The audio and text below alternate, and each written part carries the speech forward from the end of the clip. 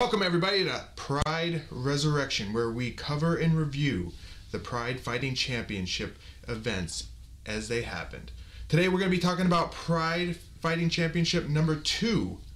I am the most dangerous man alive today, joined by the Colombian Good Vibe. Woo! And we also have the Machine with us as well. Say hi, Machine. Yep, how's it going? So, Pride number 2 took place on March 15th, 1998. This was 5 months after Pride 1 and only 2 days after UFC 16. Pride was sort of notorious at the time for scheduling their events right around UFC events, maybe to try and steal some of their thunder. This was held at the Yokohama Arena in Yokohama, Japan, in front of only 6,000 fans, which was a big difference from the first Pride, which was held in front of 47,000 people. But I think that was due mostly because they didn't have the headline fight of Hicks and Gracie versus Kikuta. But maybe that's why. Maybe because in Pride 1 we had that fight. And it's just so short, so awful, honestly. People just realize, you know what, it's not worth it. I'm not going to go again. Yes, this card was probably not as good on paper as Pride 1. But, I mean, they still had some headline fighters. They had Mark Kerr fighting, who was a big UFC star at the time, and they had 2 Gracies. Just an FYI, Yokohama Arena could have held up to 17,000 people, but that's a far cry from the Tokyo Dome, which could have held up to 80,000 people. This event features 8 bouts, with 6 MMA-style bouts and 2 kickboxing bouts. Stephen Quadros and Boss Rutan are once again the commentators. We all watched the DVD version, which again was... at least this time, it wasn't as bad as the first Pride DVD, which had no extras. This one actually had a featurette of History of Pride, which was... But it had no intro. No, it didn't have the intro. How did I know that this took place in the 90s if I don't have the intro? But you still know it was Pride number 2.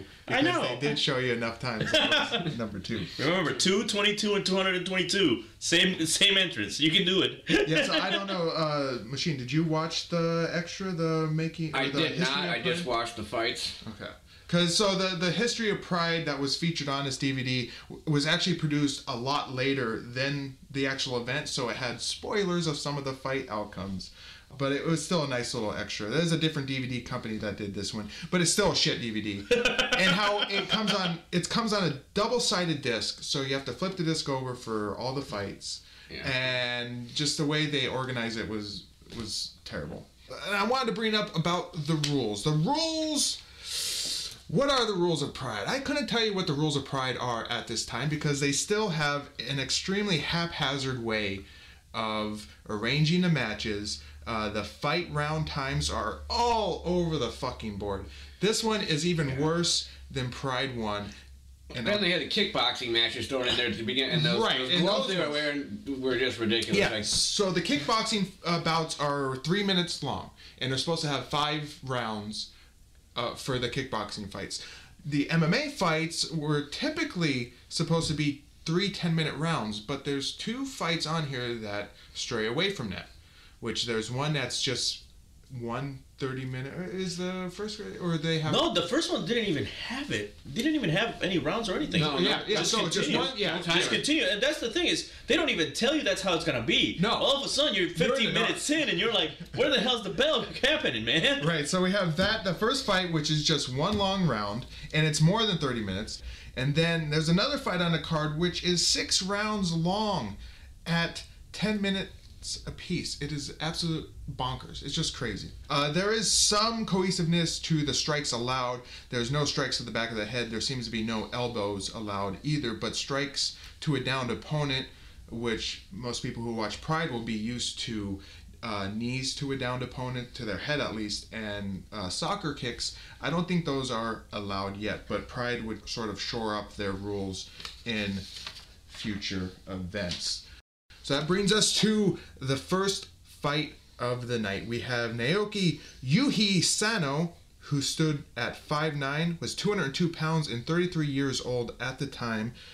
He had a record of 0-0, so this was his first MMA fight. And he is facing off against Royler Gracie, who is 5'8", 150 pounds, and 32 years old at the time. He had an MMA record officially of 2-0.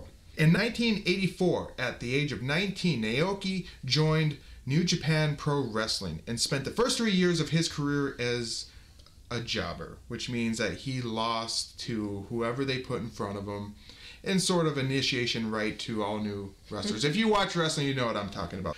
He stayed in New Japan Pro Wrestling until 1990 before moving to Super World Sports Wrestling.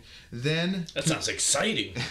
Then he moved to the UWF International, which was a more shoot-style wrestling organization. So they presented fights more as like a real thing, even though they were still worked. They were fake fights, but they made them look like a real sort of striker match. So like the WWE, because that's what they do. They never really say anything's fake. No, of course. I know wrestling organizers says they're fake, but the style, it's presented almost like Pancrase. You've seen Pancrase, right, Machine? So it's presented a lot like a real MMA fight, where there's no high-flying maneuvers. It's a lot of groundwork, a lot of mat work. When they say shoot style, that's what they mean. Like Pancrase, a lot of body strikes as well. Right.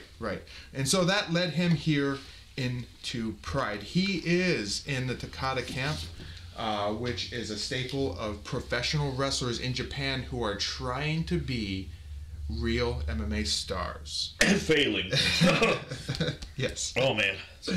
As for Hoyler Gracie, he is the older brother of Hoist and the younger half-brother of Hickson. And he's also the first cousin of Renzo Gracie, who is also on this card. At the time, he had 2 Jiu-Jitsu World Championships under him, both coming in 1996 and 1997. And he also had a Pan American Jiu-Jitsu Championship, which he won in 1997. So he's a very acclaimed Jiu-Jitsu grappler at the time. Hoyler didn't start working on his stand-up fighting until about 1997, under the training of Claudio Coelho, who is a famous Brazilian boxer trainer who trained dozens of famous fighters, including the Nogueira brothers. Even though he's a very good grappler, he's still going to be very fresh on his stand-up. So it is, again, the pro wrestler versus a Gracie. What do you think the outcome is going to be? Well, when I seen it, I knew it was going to happen right off the bat. Like, this guy's in big trouble. It doesn't surprise any of us. Like, I was even laughing while watching this match because I'm like, you know what? At least Takeda can be proud that he wasn't the only pro wrestler to lose that. Yes. So I'm like, you know what? It was as expected. A couple of notes here before we get into the play-by-play of the fight. Hoyler has given up 50 pounds to Sano, and Hickson Gracie is in Hoyler's corner. So it's sort of building on that grudge match.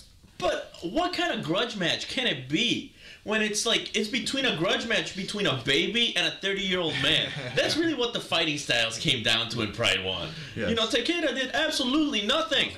Absolutely nothing. All right. Gracie can go in the ring, tap him in the head. So like, oh, good. That's cute, kid. Get the heck out of here.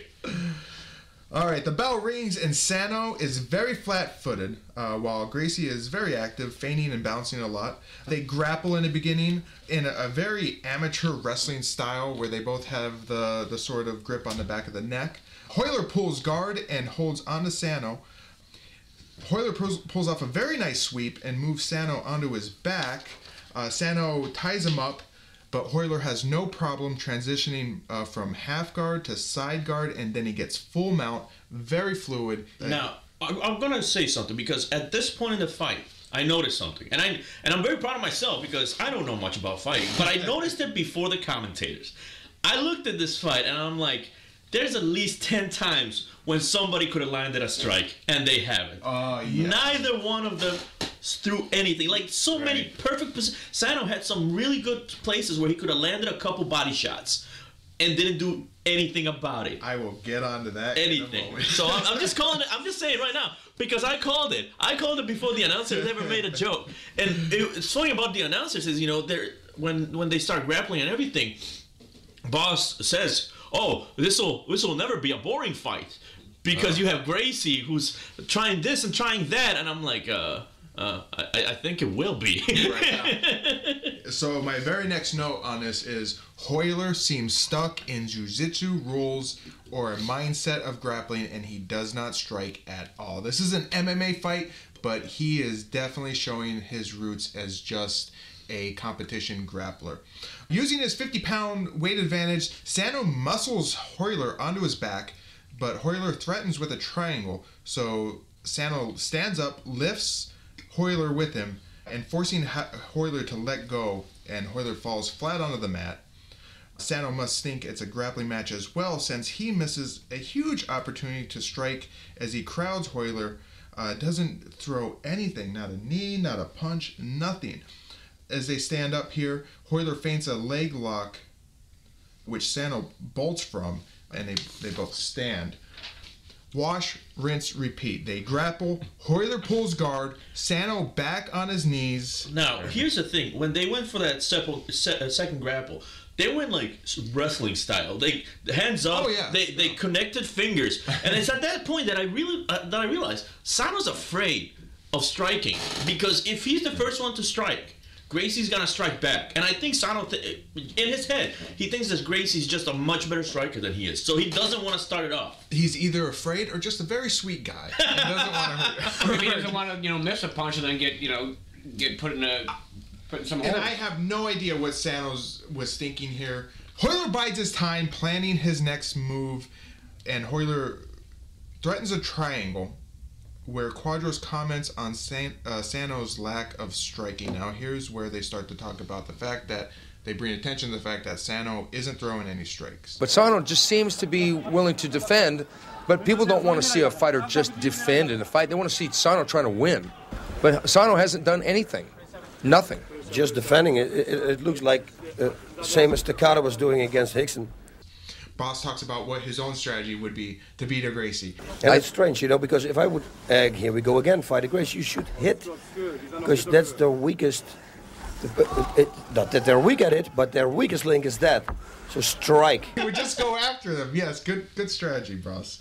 Sano, to win a fight, you have to hit the other person. My next comment here was an observation I had as we're sitting through this beginning of this fight, and I was expecting it to be a one round, but as I realized it's going to be no round and just one long fight, I comment, Sano is fat and out of shape. He's huffing and puffing already. And this is within the first 5 minutes of the fight. I will say this, and like I said, I don't have much knowledge about fighting, so when I watch these fights, a lot of it is me paying attention to the commentators. One of the things they kept saying is they're talking about how good Gracie is at, the jiu-jitsu, the grapples and stuff like that. But every time they say that, right afterwards, Sano gets free or it blocks Gracie. Right. And I'm like, they never commented about how good. And you're right. You know what? Sano looks out of shape, but he's staying in there. Yes. And he's staying free, if you will. He's not letting Gracie get under him or any of that stuff. Sano did have some good escapes. I'll give him that. Sano in the guard does shit until Hoyler effortlessly sweeps him. Hoyler now in top position. He advances to mount very quickly and then pulls back to riding a knee on the belly, which is a classic grappler position. Absolute silence, as mentioned by Boss about the crowd. At the 10-minute mark, not a single strike has been thrown by either man. And yes, this is a marathon bout. It's at this point, after that 10-minute mark, I realized that there is no time limit. It's a marathon bout. What the fuck? Why? Rules. What are the rules? I watched it 2 times fast forward after about 15, 20 minutes of this because they weren't really doing anything. I'm like, I can see where they're going. If they're just going to lay around and not do anything, I'm just going to watch it and fast forward because there's no punches being thrown, nothing. If I didn't have to keep an accurate play-by-play of it, I probably would have did that too. See, for me, I didn't do that because, like I said, I pay attention to the commentators. Right. So you can't hear the commentators when you're fast forwarding, and goodness gracious, wasn't worth it. Yes. Because there is nothing like Boss, and I'm pretty sure at this point, they even make a reference about it, a 2-drink minimum. I'm like, is Boss drunk now? Because he makes it sound like that. He is being brutal to these fighters. Yes. That is the great thing about these commentators. They are not afraid to let loose on the fighters. They are more concerned with keeping themselves entertained than what the hell is going on in the ring. And that's great because that keeps the viewer entertained too. Anybody who had bought this pay-per-view to watch it in English, they're going to be presented with a very good commentating team. And actually, one of the things I noticed is that this is a different style, but the same problem we had in Pride 1 with the slugfest of Severn. Dan Severn. Dan Severn, that fight that was 30 minutes. Oh yeah, no that round. was the opposite. It was the complete opposite, but it was the same problem. Is you have no rounds, but you have two people doing the exact same thing over and over and over again. Right. Yeah, Quadros vents on the lack of striking. He comments that this is a straight-up jiu-jitsu match, and he is correct, even though it is supposed to be an MMA fight. Royler takes mount, stays there doing nothing. He just kind of sits on mount, Sano holds onto him tight. Quadros wants blood, or drama, as he calls it. This kind of a match where one guy just lays there and defends, and the other guy is all over him. Yep. Yeah. No, people don't want to see this. They want to see competition. They want to see drama. Right now, there's no drama. Boss sings the sound of silence. The Sound of Silence. Couldn't be more apropos by Simon and Garfunkel. This is the sound of silence. Boss Rutan, ladies and gentlemen. Boss Rutan. 2-drink minimum here at the Pride Fighting Championships #2, ringside at the Yokohama Arena. Oh my I'm God! not fucking shitting you. No, he belongs in Japan because Japanese are known for shitty karaoke, and damn it, this was shitty karaoke. Because not only are we granted the beauty of his singing once, he does it a second time. Actionless minutes pass. The Japanese crowd sounds like because they're absolutely silent. They sound like they're in awe or they're sleeping. Quadros quips, "Boss, let me ask you this. Is this a boring fight?" To which Boss tries to explain his opinion on it. Boss, let me ask you this. Ask me. Is this fight boring? Right now it is. Yes, it is. 15 minutes pass. Quadros bets Boss $1 million that this fight won't end in a KO. I'll bet you $1 million that this fight will not end in a knockout. Okay, now let me see. It's a difficult call because I don't have $1 million. And that's when the first strike is thrown. Royler taps Sano. Quadros and Rutan both declare it a strike, even though it is barely a love tap. From the combatant's personal, emotional conviction. Did he tap him there? Look at him. He taps. Did, okay, there's a strike. That's a strike. Does it count as a strike? Yes. Sano is tired of being on his back and finally fights for position. Royler controls him, keeps him on the mat. Royler then begins to tap Sano some more. Tap, tap, tap. Royler with a very high mount. Boss does impressions of Scarface. That was great when they laid there like it's almost like two insects fighting. Two cockroaches, man. I There tell we- you, okay? I gave you that one. Was that Two cockroaches. was that Mr. Montana or That's was that it. Mr. Rutan? You be the judge. Antonio Montana. At this point. You No know, shit. I said it in Pride 1 and I'll say in Pride 2. You can tell a fight is boring when your announcers start just spewing the most random shit there was. Like, first terrible karaoke, second terrible impressions because they were terrible. It was. It was. But I gotta commend Boss. He made this event enjoyable. Both Quadros and Rutan shit on the match. They make jokes. They keep themselves entertained. 20 minutes have passed, and Royler starts hitting with a little bit more force. My God, Sano got busy, was a comment by Quadros. The punches, I think, are more for a distraction. Is she tapping or was that a hit? My God, Sano got busy. Yeah, he got 3 slaps on the back. Three slaps in the back, to which Boss replies. Sano is spent. He's out of shape. I say he's a fat fuck. He looks winded and ready to just wilt.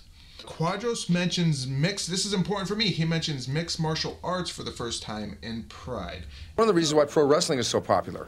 Pro wrestling, people pay their $29.95 or whatever because they know they're going to get action. Guys jumping off the ring ropes, guys hitting each other with chairs, constant action, a lot of trashy interviews. I think it's important for mixed martial artists, not necessarily to go out and do pro wrestling, because I'm not a big pro wrestling fan personally. He says this while he shits on the match. Quadros likens this match to a slow blues band at a Thrasher concert. Oh my god, I love that reference. I laughed for a 15 sound. I actually paused the video to keep on laughing because this the most accurate analogy I've ever heard. This is not a fight. This is two guys laying on each other. A comment by Boss. 24-second mark. Sano manages to muster up the energy to roll Hoyler onto his back. Hoyler strikes at Sano, to which Sano does nothing back. He doesn't strike back. He doesn't punch him. Nothing. Wait. He does do something. He keeps putting his face in range of more strikes. You know, if I get struck a couple of times and I'm not gonna strike back, I'm not also gonna throw my face down there to keep getting struck. There's an awesome comment from Quadros here. He says, even if Sano has never hit a punching bag, he's probably seen people hit a punching bag. So he has to know what a punch looks like. Hoyler gives Sano a couple of stiff shots at this point, and then for some reason Sano puts his head between Hoyler's legs, and Boss makes a joke that it's the Black Widow technique. Yeah. What position is this, Boss? This is the head between the thigh position. It's normally a position you use in another act. But here, see, this not if this is the Black Widow technique. Oh yeah, the Black Widow technique. Yeah, that's. I know it well. I've had it done to me a few times. Oh my god, I'm sorry, I didn't even get that reference. The Black Widow. Whoa, yeah, is he gonna get his head chopped off in between the powerful thighs? So the Black Widow is like the femme fatale. Yes. Okay. Okay. So. That's a reference to that. To which Quadros has a really good laugh about it. At this point, Hoyler sends an up kick right into Sano's face, and yet Sano still doesn't strike back. Someone just hits you, and you don't do anything about it. What was his game plan for this fight? I don't get it. Another up I thought he was gonna powerbomb, because every once in a while he got in the position where just lift him up, just slam him. At least that's more than what I you're don't doing. know if he had watched his friend Takada fight against Hickson to realize that this is not a work. This is not pro wrestling. He's not going to lift himself up and let you do a body slam on him. It's a fight. Yeah. In the Gracie's fight, even though in this, Hoyler didn't fight a whole lot until the end. Well, I was unimpressed with his jiu-jitsu period. Fighting a guy who really doesn't have any experience. Yeah, he should have, and he's supposed to have. He's done this, he's done that, he's been champion. Yeah. He should have wrapped this guy up within the first 5 minutes. Yes, a world champion jiu-jitsu fighter against a pro wrestler like this. I don't know why he didn't end it sooner. He could have. I don't know what the fuck was going on. No, I will give Sano a lot of credit in that because Gracie tried to end it. Gracie tried to move around, tried to get all these arm bars, all this stuff, all these grapples, and he was trying really hard, but Sano kept getting out of them. Which, you know what? Honestly, if I was Takeda, I'd feel bad about myself because I wasn't able to do that. I think Gracie could have ended it a little bit earlier. Gracie seemed to maintain position a lot. He got the mount. He was in a dominant position for 20 minutes of the match. But he could have seriously tried some other type of. Well, a couple strikes would have helped amazingly. Would have gone a long way. Or just more aggressive with the submissions. I think he could have just. So at this point, Hoyler sends another up kick, and Sano's nose is busted. Boss, brilliant. I can't say this word. Brilliantly. It concludes that Sano only trained to do leg locks for this fight. More strikes from the bottom from Hoyler. More up kicks come. Sano looks like he was eating strawberry pie in a pie eating contest because he has blood strewn all over the side of his face and mouth. Oh, yeah. Sano might, and it's a comment from Quadros, Sano might want to get a sponsorship with Everlast as a heavy bag. His game plan, he might want to get a job working for Everlast as a heavy bag. Hey, something good comes out of this. Oh my god, I at that point is I'm like, Boss might really actually be drunk. Because he's being brutal to these fighters. Like, oh, he has a better career as a punching bag. What? Oh, my goodness.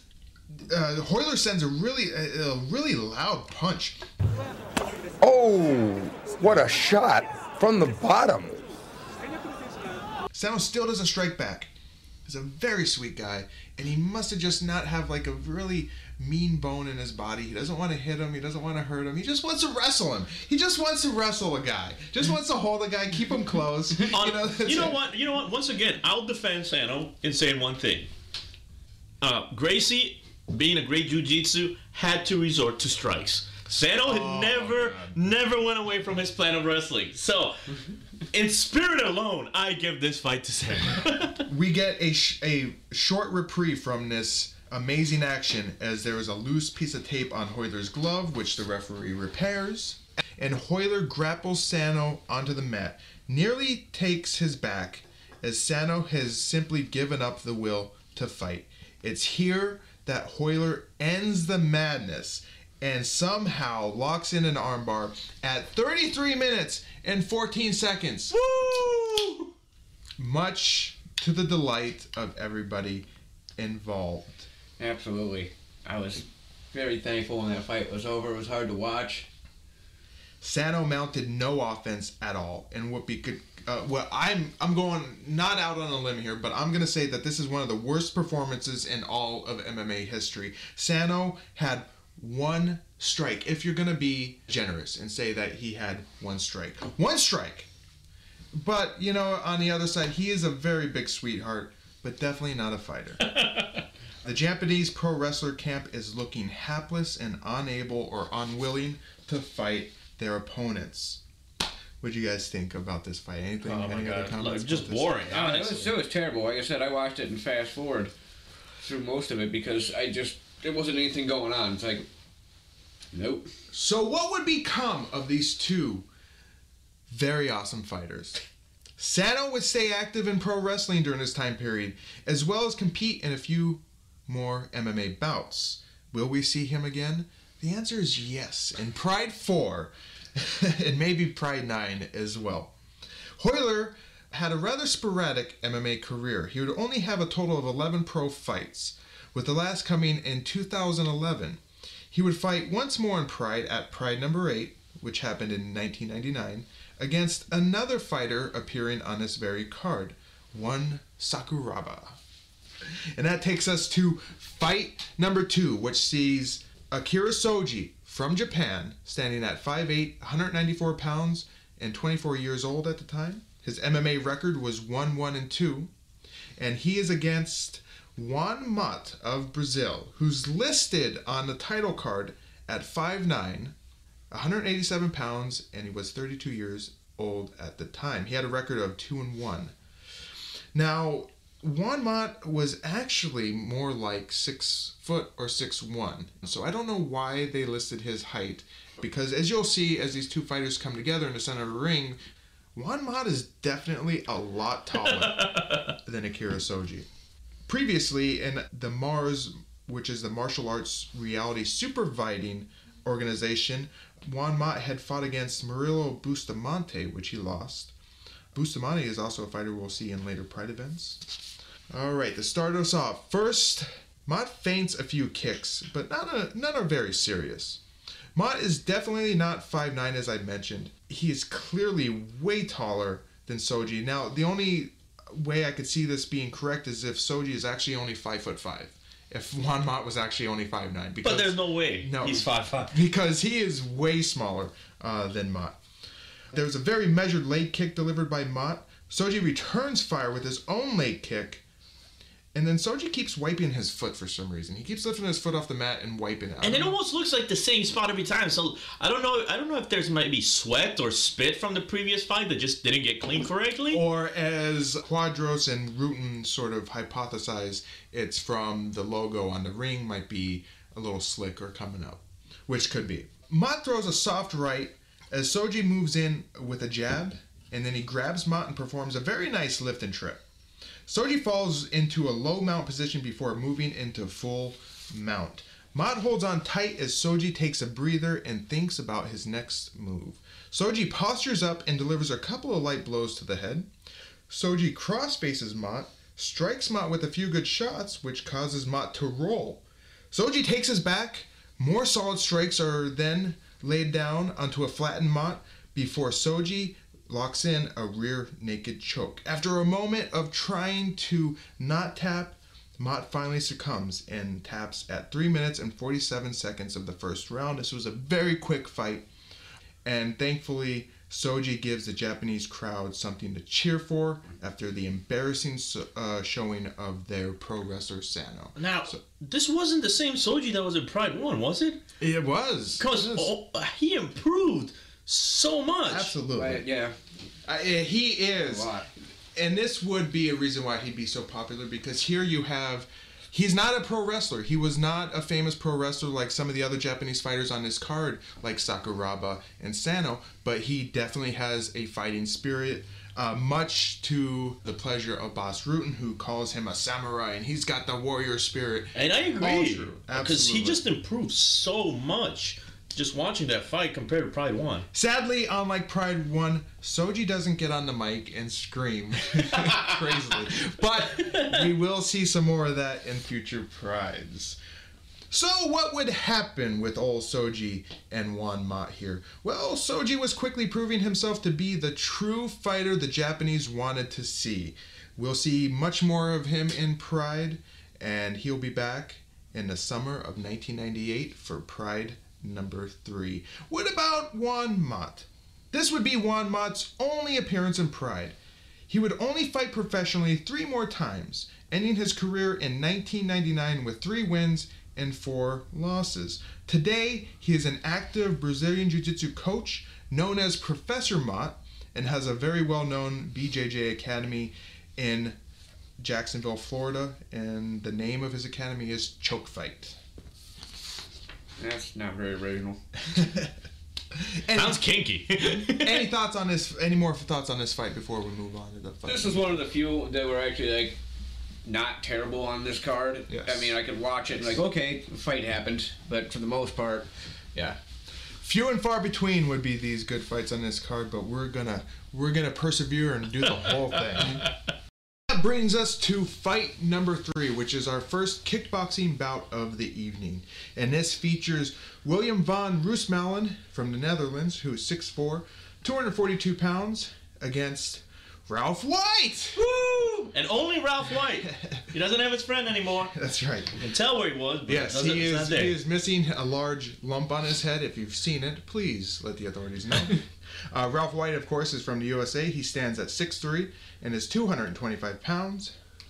Roosmalen is most famously known as the father of a huge kickboxing star, Robin van Roosmalen. Yeah, I see. I knew the name was familiar because I've watched Roosmalen fight in Glory. Yes, and Robin van Roosmalen right now is currently ranked the #1 light heavyweight in kickboxing. Ralph White gets one more chance to prove himself. We're hoping here that Roosmalen isn't a fucking dirty cheater like Cikatic. Oh, yeah. I will say William looks like almost a skinnier version of Here Comes the Boom. Skinnier version? He's kind of fat. Yeah, but have you seen the guy from Here James. Comes... Yeah. Oh, right. Okay. Yeah, that's what I'm saying. I know he's fat. That's why I said skinnier. I never say skinny. All right, round 1. The bell rings, and before the fight, though, Boss does stick up for Roosmalen's physique, noting he looks out of his shape, but he's not. You know, it's like he's kind of, it looks like he's out of shape, but he's not. He doesn't really back anything up with that other than just knowing the guy. There is some good history here from Boss on Roosmalen about how they were both bouncers at the same bar, noting that he is a legitimate tough guy. Ralph White opens up the round with a leg kick, followed by another, much like his first fight in Pride 1. Yeah.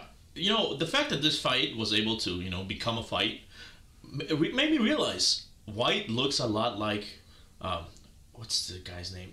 From Enter the Dragon versus Bruce Lee, where he's climbing the tower. Prima Abdul-Jabbar. Thank you. Yes. Yes. He looks... And the type of kicks he's doing is the exact same thing, man.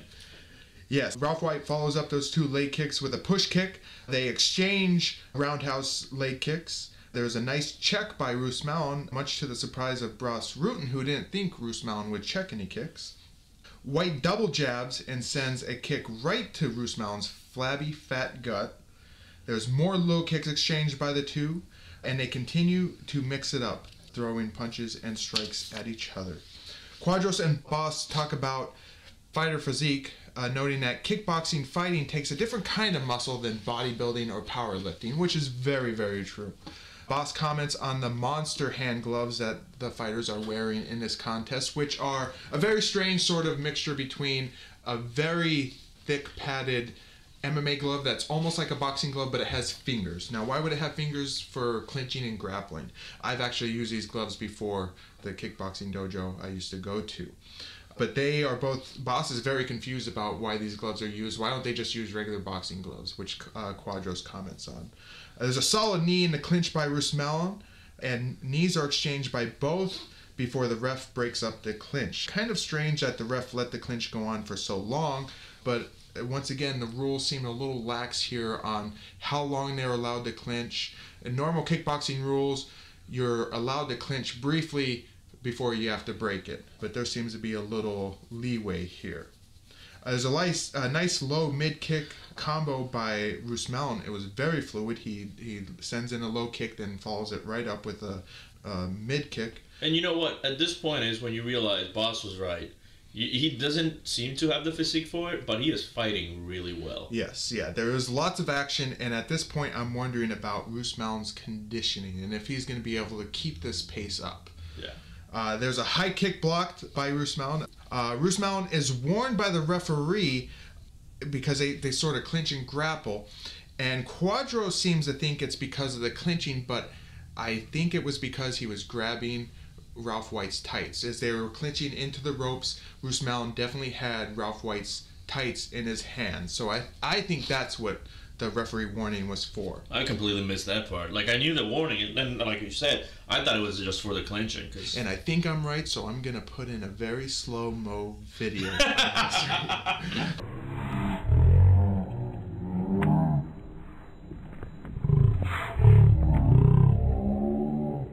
Both fighters miss left hooks before the bell rings, ending the first round. So we have 3 minutes down, and that takes us to round 2. And look who it is in the crowd. It's Koji Katao, the sumo wrestler. And what the fuck is up with his hair? It's half blonde, half not blonde. He's famous now. He's got to make it stay, man. He's got those 15 seconds of fame from Pride 1. Yeah, and if only he would be back in Pride. But as we know, he will never be in another MMA fight in his life, let alone a Pride fight.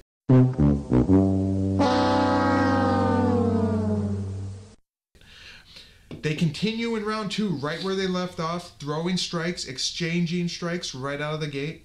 There's a jab right down the pipe by Rusmallon, followed by an inside leg kick, followed by a classic 1-2 leg kick combo, which is the left-right leg kick. Classic kickboxer combo.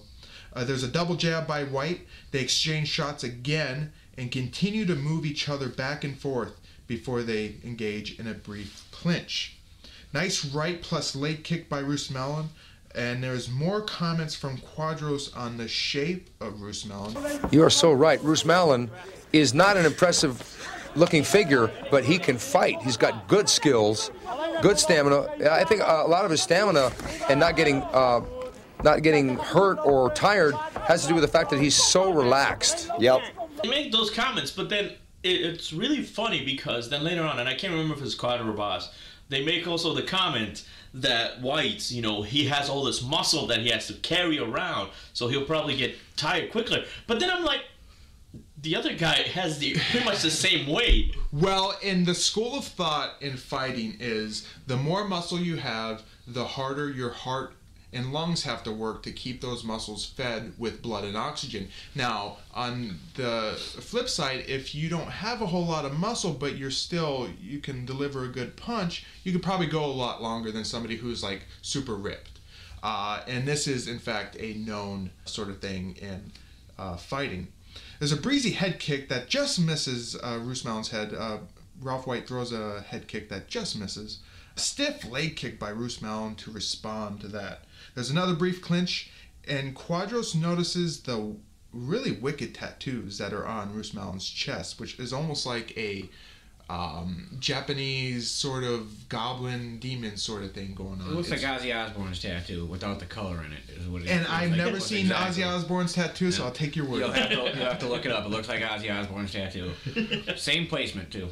Ralph White pressures Roos Malin into the ropes, but doesn't seem to hurt him much with his strikes. Boss comments on how Ralph White doesn't check the low kicks, which he does not. And Not a single of the kicks has he checked. that is a bad strategy. Stiff chopping leg kick by Roos Malin on Ralph White's calf. Looks like it hurt. Ouch, is what I wrote down here. The bell rings just as Roos Malin lands another leg kick. That takes us to the end of round 2. 6 minutes in the books. In between rounds, Quadros notes on Ralph White's limp, and he is definitely limping, to which Quadros says, "That's not a ghetto strut." Now watch, he's limping back to his corner. There's a little bit of a limp, and I don't think that's a ghetto strut. I think that's an actual limp. Oh my gosh. Okay, thank you for mentioning that. Because in my notes, I love racism. And I was wondering why I had that. I kept thinking about that.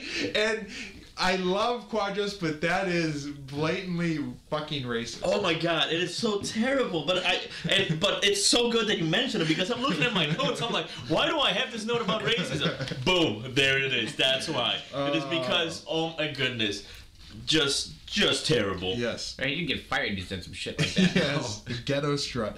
Ralph White, in between rounds, definitely appears in serious trouble. He's sitting on his stool. He looks winded. He looks like he's hurting. While Roos Malin looks rather fresh. He's standing up. Doesn't look winded at all. He's just sort of standing there looking great. And big part is mostly because, he's been landing so many kicks that haven't been checked. White has taken most of the damage in this fight. And for some reason, the producer during this fight wants to give us a lot of crowd shots, and we get a what the fuck stash beard samurai Oh, the guy. Samurai guy sitting in the audience? Awesome. With the mustache that comes down and connects with the beard. You know what? At least it's someone from Japan that did it. Yes. Because it'd be just even more racist if some white guy dressed up like that. And Quadros and Boss note that is a true samurai right there. Because he's dressed, he has the samurai stuff on and all that. Second round, please. God is a samurai. Round 3. It's a real samurai. Round 3, Ralph White swings errantly to start off the round. Ralph White double jabs followed by a right hook before they clinch. Some dirty boxing by both fighters with knees involved. The ref separates them and they just clinch right back again. Wicked knees by Roos Malin that sends Ralph White's leg flying away. The ref breaks them up again, and Roos Malin moves in with a nice combo, a one kick left-right. So he comes in with a jab, kick, followed by a left-right. Very, very gorgeous. They clinch again with shots by both. Another clinch, and Roos Malin trips White with a low kick. The ref just separates them and stands them back up. They clinch again, are broken up, followed by another clinch as Roos Malin is grinding White down. And I think this is White initiating the clinches, because at this point he's hurt, man, and you can tell him. And those low kicks have hurt him. So you see him like he's clearly just on a downfall. Yes. Ralph White pushes forward, moving Roos Malin into the ropes. Roos Malin clinches and puts White into the corner, delivering fresh knees right to the sternum. Ref breaks him up before more clinching happens and knees again by Roos Malin. Ralph White seems to be breaking. Ralph White tries to mount some offense, but there is not a whole lot left in his punches at all. The round ends with more strikes being delivered by Roos Malin, and that will take us into round 4. The 9 minutes are in the book. Ralph White, in between rounds, sits and looks in rough shape, where once again Roos Malin stands up during the round break, no worse for the wear. Round 4 starts, and White tries again to strike first, but Roos Malin blocks his shots effortlessly. There's a low kick by Roos Malin, clinch, knee right in the breadbasket. White is down and fails to rise. He is unable to get up. The ref counts at 10, and Ralph White is KO'd at 38 seconds of the 4th round. Wow, kind of came out of nowhere. Boom, fight's over. It's done. It was a powerful knee, though. Holy It was moly. the best fight on the card, if you ask me. Yes. Boss Rutan and Quadros sort of have a discussion about what the strike was. Boss Rutan perks up. He thinks it's a liver shot. Knee to the liver. There was a knee to the liver, I'm telling you. That's it, folks. That's it. It's going to be over. He's like, oh, it's right to the liver. And we all know Boss Rutan, he loves to talk about liver shots. But Quadros, after they review the replay, Quadros notes that it is sort of straight up into the sternum and wasn't a liver shot. Definitely a devastating blow. So what would become of these two fine fighters? Well, as we knew from last time, Ralph White was in Pride #1, but this would be his last fight in Pride. He wouldn't be back. As to what would happen to his career, I can't tell you. I can't find much information about Who's Malin? Ralph White. I was going to say, he probably went nowhere and did nothing. Yeah. Well- So what about Roos Malin? I'm unsure about that too. He would become a Thai boxing trainer in the Netherlands, and as I said earlier, he trained his son, Robin, into a formidable kickboxing fighter. Now, one of the Watching things his is I'm not surprised that White didn't show up for any more prides after this fight. Because you know what? Almost makes me wonder, had he not fought on Pride 1, Branko, Yeah. his fighting just wasn't there. So, he got lucky that, Branko is a dirty fucking bastard. Because I think had he actually gotten the chance to fight on Pride 1, people would have realized that it's not at the level that it needs to be. Right. And So I might agree with that. then he gets on this fight where, a fighter, and he just wasn't doing anything in that fight. Right. It was such a one-sided fight. It's just brutal. Roos Malin, even though I don't know a whole lot about his career before this fight, he looked like a seasoned Dutch Thai boxer. And Dutch Thai boxers are known for their brutality. There's a very, very big staple of kickboxers from the Netherlands. So they Well, to quote, victorious. Austin Powers' dad, there's two things I hate. Racist people and the Dutch. That takes us to fight number 4, which sees Vernon Tiger White from the USA, who stands 6 foot, 202 pounds, and was 26 years old at the time. Any guesses on what his record was at this time of this fight? Is it 0-0? No, it's 11-20-1. Holy moly. with wow. 16 of his losses coming by way of submission. Tomato can, possibly here? And all his fights were in Pancrase. And he is fighting against the new Japanese pro wrestling star, Kazushi Sakuraba from Japan. He stands 6 foot, 183 pounds, and he was 20 years old at the time. His record was just 1-1-1. That's 1 win, 1 loss, and 1 no contest. Now, the American, to me, by the way, I made a note here. He looks a lot like Blair Underwood. And I don't know if you guys know who that is. I know who it is. But he looked exactly like it. Yeah. And so I kept looking at this. I'm like, because I just saw Blair, he's in Agents of S.H.I.E.L.D. and stuff like that. So I see him, I'm like, oh my God, it's him. I will take your word for it, and I will put in an image of Blair Underwood next to Vernon White here to make sure. So who is Kazushi Sakuraba? At age 15, Sakuraba took up amateur wrestling, achieving a very notable recognition in high school. After graduating from college, he ultimately decided to take up professional wrestling, winding up in the UWFI, which is like Sanae, who was also in the UWFI, I mentioned was a shoot style but worked pro wrestling organization. Though some say his first MMA fight against Chemo in 1996 was a work, and that was a fight he lost via arm triangle, I say it was real. And I've watched the fight, and it doesn't look like a fake pro wrestling fight. They say that because obviously Chemo wasn't a very highly regarded fighter, they say that Sakuraba's fight against him had to be fake because they can't believe that Sakuraba would have lost to Chemo. But I say bullshit. I say he lost. Deal with it. And honestly, I don't think any Japanese people are really listening. That's the only people that really care about Sakuraba. I like Sakuraba just fine, but the really diehard fans of Sakuraba all live in Japan. To all our listeners from the land of the rising sun, make sure to leave comments about how much you care. Sakuraba's next exposure after the chemo fight in MMA came in December 21 of 1997 in the UFC. UFC Ultimate Japan was held, and it was a heavyweight tournament. Though he was 20 pounds under the heavyweight requirement, Sakuraba overstated his weight so he could be entered into the tournament. In an odd turn of events, he was both knocked out and won via submission against his opponent. A very, very strange... So he was fighting against a fighter who... And I can't remember his name right now. But the fighter shot in...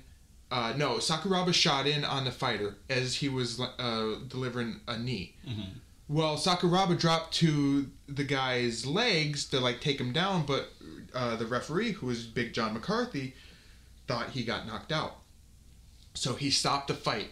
Sakuraba got on the mic, he protested loudly, and after the fight, which was called off, John McCarthy reviewed the tape and seen that he was wrong in his decision. So the fight was changed from a knockout of Sakuraba to a no contest.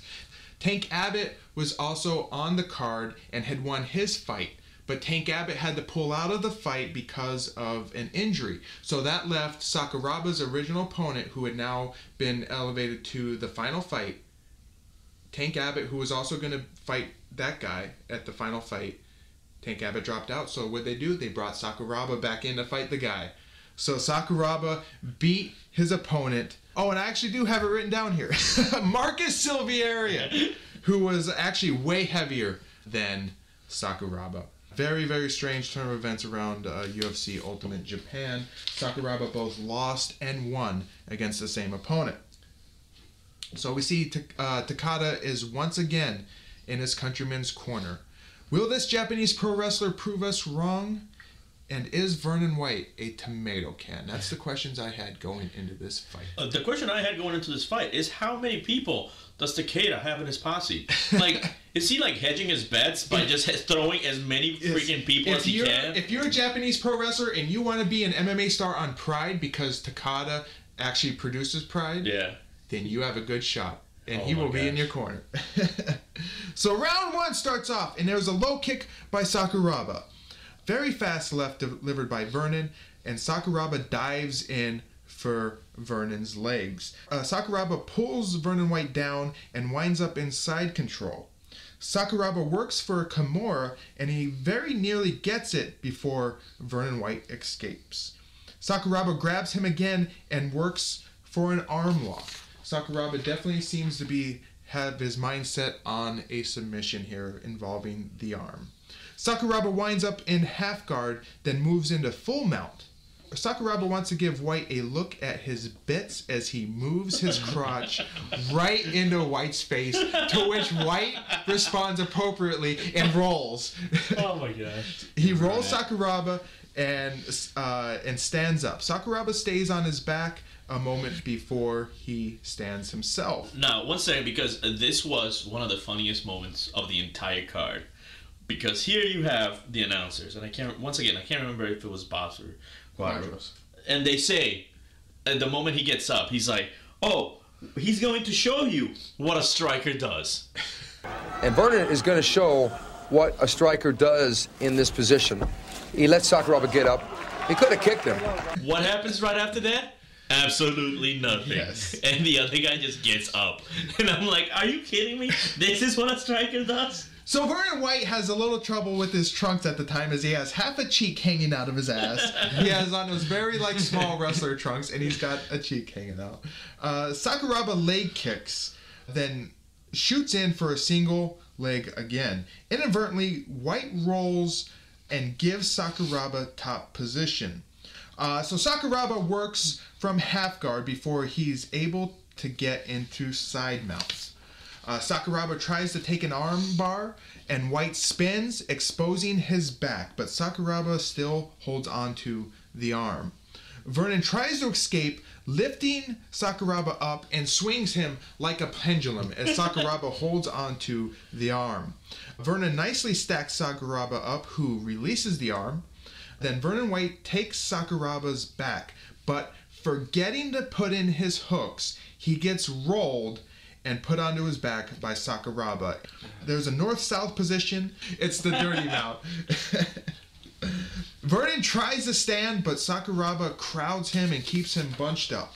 Sakuraba with a neon belly, and Quadros comments on Sakuraba not throwing any strikes from any of these positions. Well, right now we're not seeing any strikes from Sakuraba at all. Vernon's in a perfect position to get hit by that right hand. Another Japanese fighter who just wants to wrestle dudes. That's what I concur here. But at least he's doing such a better job at it. Yeah. I mean, he's definitely a much better active grappler, having the amateur wrestling background than Sano. But again, he doesn't seem like he wants to really punch the guy in the face or hurt him. He just, if he wanted to just grapple guys, he could have went to Abu Dhabi where they have the worldwide jiu-jitsu tournaments, and he could have went there and no strikes would be thrown. The fighters are under the ropes and the refs come in to reposition them. We're 7 minutes into the first round. Center of the ring, Sakuraba stands and Vernon tries some up kicks. Sakuraba decides to get back in and he very nearly starts scissoring with White. Sakuraba moves to side control and begins to lock up Vernon White's arm. Sakuraba rolls for the armbar, but White stays with him and escapes before he manages to once again take Sakuraba's back. White gives Sakuraba a massage. He kind of gives like the three taps. It was so hilarious because it's like, oh, he's gonna start striking. Here, he's thinking about it. No, and that's the thing is, let me warn my opponent that I'm gonna start striking. Right. Here's 3 love taps. Yes, this is one of the oddest things I've ever seen. Here's Vernon White, who's hanging on to Sakuraba's back. Sakuraba's turtled up. And Vernon White seems like, oh, what am I going to do here? White says, fuck this, and stands up. What the fuck? Why? Why would you get up from this position? You're in a dominant position on somebody's back. Why would you say, fuck it, like, I'm just going to stand up? He didn't have the hooks. Then he feints a soccer kick, to which Sakuraba, it doesn't even, like, not even going to be there. Sakuraba cowers and grabs at White's feet. Sakuraba manages to lift and roll White onto his back. Sakuraba decides to get him some, and once again, he gets a face full of Vernon's dick. It's a short jab by White as his corner says, kick his fucking ass. Quit playing around. Very, very smart advice from the corner. Fucking ass. I don't want you to quit playing around. You're playing. Yeah, there's some good advice from the corner. I also love how at that point the announcers are like, oh, that's gonna get censored in the American audience. Except if it's on DVD. Which, hooray, it was. Sakuraba works for the arm again. At this point, I notice how fucking stupid Sakuraba looks. He just looks fucking stupid. Like, don't ask me why I think this. He just has the stupidest fucking look on his face all the time. All the fucking time. It's his sort of cross-eyed, sort of doe-eyed look. Oh, yeah. I just can't fucking stand it. I'll give you that. In the last minute of round 1, Sakuraba takes mount and he teases throwing a strike, but thinks twice and decides not to. And that ends round 1. 10 minutes in the books. So round 2 begins, and big swing and a miss by Sakuraba. He actually threw a strike, but it missed. Sakuraba feints a lot. He shoots in with a nice sprawl by White, but as they grapple for position, Sakuraba manages to push White onto his back. Sakuraba gets into side mount, then after a moment, gets right back on the full mount. And this has been a repeating practice in this whole fight. And he's likely to give up his back again, as we've seen before. Now, at this point, isn't it this point where Boss is like, it's almost like Sakuraba knows what White's gonna do. And I'm like, yeah, it's called training. Yes. So it's after this exchange of the grapple and Sakuraba gets into mount, he touches his face and somehow he has a gash under his eye. And I can only concur that it was from a clash of the heads because no strike was really thrown. But the announcers guess that it was from a jab that was thrown by White earlier in the round, but that didn't really land. No, I think he looked more like, in all the grapples, a couple times, White was trying to, like, keep him away, so he put the glove to the face. Mm-hmm. So I think in one of those, like, it slid and like, the finger might have caught. That's possible. What the fuck is Sakuraba doing? That's what I have written down here. What the fuck is Sakuraba doing? He does nothing from this dominant position. He doesn't strike. He doesn't try and soften Vernon Tiger White up at all. Vernon throws a strike from the bottom, and he tries to get Sakuraba off balance by rotating his legs up behind Sakuraba, tries to get him off balance. It's a move you can do if somebody has you mounted. You raise your legs up to try and buck him off. Sakuraba goes for the arm again, but Vernon White defends. Vernon has Sakuraba's back again. Like, he winds up on Sakuraba's back. He delivers a strike, then goes for the choke, but weak control on his part leads to Sakuraba shaking him off. Sakuraba takes a single leg again and puts Vernon White right back onto his back. Vernon tries to stand, but as he does, Sakuraba merely shoots in again, and they grapple, and now Vernon White is once again on Sakuraba's back. But Sakuraba has maintained holding onto one of Vernon White's arm. There's a very nice roll by Sakuraba to get Vernon White onto the mat, and Sakuraba tries for a Kimura. They stand again, and Sakuraba rolls him right back down onto the mat again. They are all twisted up. A reverse pretzel as quipped by Quadros. Oh my goodness. This has got to be one of the stupider boss comments ever. Yeah, here we are in a reverse pretzel with salt. It's like Quadro mentions the pretzel, and then boss just chimes in. It's like, oh, you mean like the salty pretzel? That's the worst pretzel of all. It's like, oh my god. He says the salty sweet pretzel. Yes, I'm like, I want whatever he's smoking and or drinking. And it's not. He'll mention this again in the fight. The salty sweet pretzel. Vernon escapes from this position and takes Sakuraba's back once again. He tries for a rear naked choke, and Sakuraba manages to escape, and he goes right back to trying to grab Vernon White's arm. They reverse again, White on top. Quadros rightly calls this a pure grappling match. Vernon White puts on a reverse full Nelson, which is he's in the front position and he has Sakuraba's arms hooked up. A regular full Nelson would be you're behind somebody and you hook their arms like this. But he's in the front position and has Sakuraba's arms all tied up. Vernon White lets go, and then he delivers a nice knee. Back on their feet, Sakuraba shoots in again, and Sakuraba gets mount right after. He delivers actually some strikes. He delivers a left and a right. White escapes and stands, taking Sakuraba's back once again. But this is the end of the round. The bell rings, and we have another 10 minutes in the books. That's 20 minutes so far. This takes us to round 3. There's an inside leg kick by Sakuraba, followed by a right high kick attempt by White, body kick by Sakuraba, and then another. 2 low kicks by Sakuraba, another low kick, which leads to Sakuraba shooting in on White. Sakuraba advances his position. He takes side mount, followed by mount, with a very high mount once again. He seems to be trying to trap Vernon White's arms for an armbar.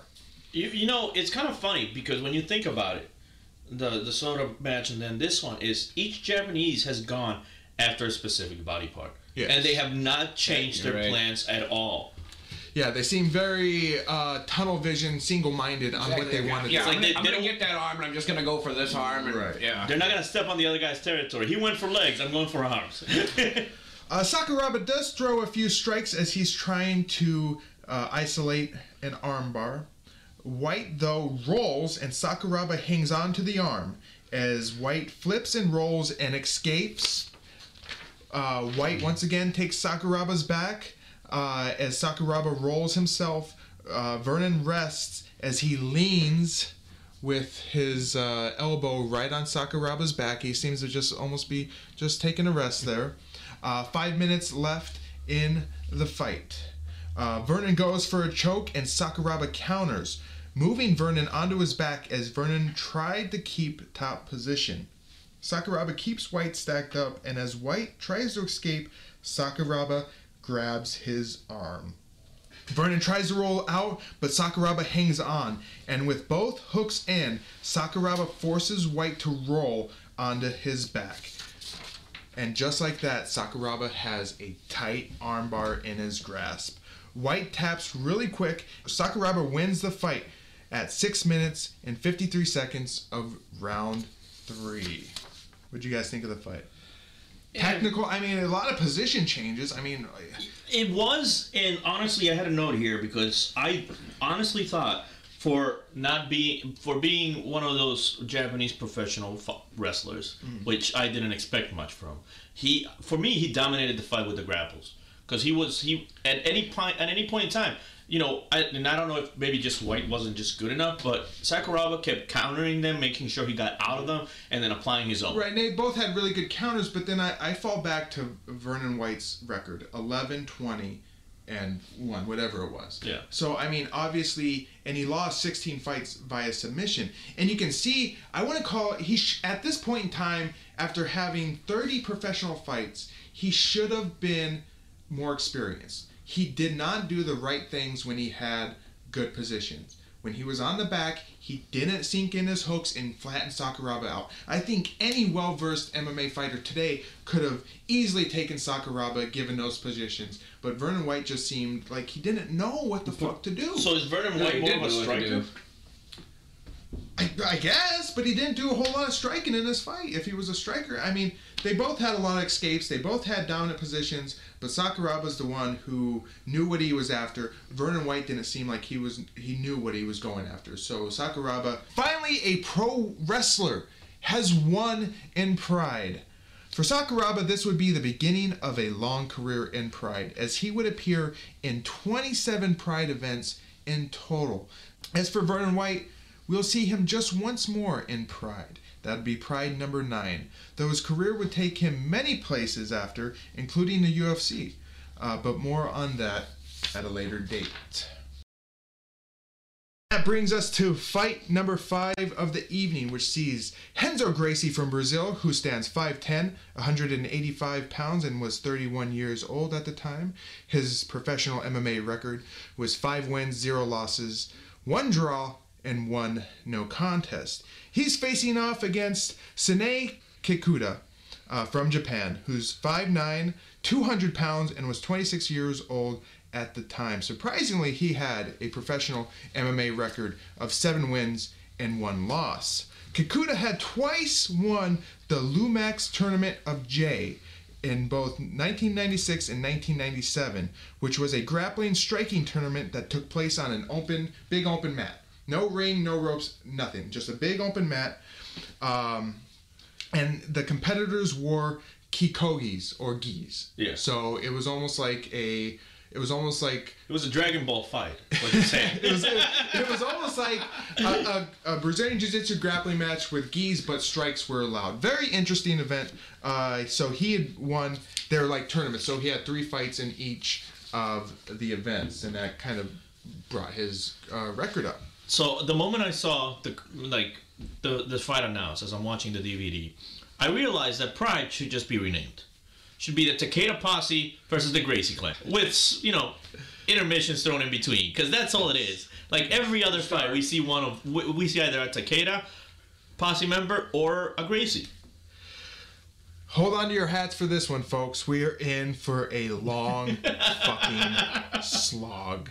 If you've never heard of this fight, it is quite legendary for being one of the longest fights in history of MMA. Before the fight starts, Quadros notes that Renzo is Sanae's first non-Japanese opponent, and that Renzo is also giving up 15 pounds to Sanae. Round number 1, the bell rings and Sanae rushes in, and immediately they clinch. Now, I will interject here, because this fight just had so much potential for me. You want to know why? Because here comes Boss as the fight's starting, and I put these in quotes just so I got them right. He's gonna get busy in this fight. Kikuta looks like he's going to get busy in this fight. Followed by, he's coming in with a lot of tension. Kikuta's coming out with a lot of tension. Now, how sexual can you get? I don't know, but Boss is goddamn trying. He's hopefully going to release that tension as he gets busy. Renzo works knees in the corner before Kikuta tries to drag it to the ground, to which he winds up on the bottom for his efforts. After a minute of full guard, Renzo bursts up and rains down strikes before Kikuta quickly stands up. They clinch in the corner again with another nice knee by Gracie. Quadros notes that all of Kikuta's victories came via submission, with them mostly being leg locks. So do we have an idea what Kikuta might be going for here? Is it arm bars? Kikuta successfully trips Gracie and lands on top. He's in half guard, but immediately he is stopped and reset by the refs. So they were kind of like under the ropes. The refs come in, they stop the fight, and they reset it. Now back in the center of the ring, Kikuta lays in full guard, and after 3 minutes of no action, Quadros wishes the rules of Pride would allow the ref to stand them up because of lack of action. There should be a rule where if there's just an absolute shutdown in the action, that the referee should be able to restart them standing, I think. Yeah, hey, listen, I'm all for that. You know that. Action, action, action. That's what the people want to see. And I'm the voice of the people. After having moved over to the ropes once again, the refs are forced to reposition the fighters back towards the center of the ring. After several more minutes here, the round comes to an end. Pretty uneventful first round, 10 minutes into the books. Oh man, I'm hoping the second round's gonna be a lot better. Folks, is there going to be a different strategy in this round? We will see. Round number 2! Kikuta opens the round with a few errant strikes that don't land. Gracie delivers a crisp jab, and Kikuta responds by grabbing Gracie. They clinch in the corner, and Quadros foreshadows the evolution of MMA here, noting that the sport seems to be molding into a super athlete that is good at both striking and grappling. A lot of the old people from the Brazilian Jiu-Jitsu schools back in the olden days never used it. They felt that the grappling style would be superior to the striking style, but now the sport seems to be molding into that super athlete that knows how to do both. Which is very important. Very, very on point, because that is the modern day MMA fighter. But clearly not the current fighter. Kikuta attempts a trip, and Gracie holds on to a body lock. Knees by Gracie. They both break the clinch, and Kikuta rushes forward, and Gracie delivers yet another knee. They clinch again, going into the opposite corner. After a moment, Kikuta explodes forward and powers Gracie down to the mat. Very, very nice. Kikuta is in full guard. Comment by Boss here that says, let's see if he can do something with it. Oh my god. Boss is so angry at this fight. This is again, I say, this is not a fight. They should stand him up. And it is just hilarious to listen to him, because he is clearly just losing his temper. It will get worse before it gets better. Oh, I know. And that's the thing is, after sitting through the one, with his brother or cousin or whoever the hell earlier. Yeah. Exactly. So Kikuta lays here once again as minutes and minutes pass. Once again, the refs have to reposition them as the fighters have moved toward the ropes. They should reposition them outside the stadium.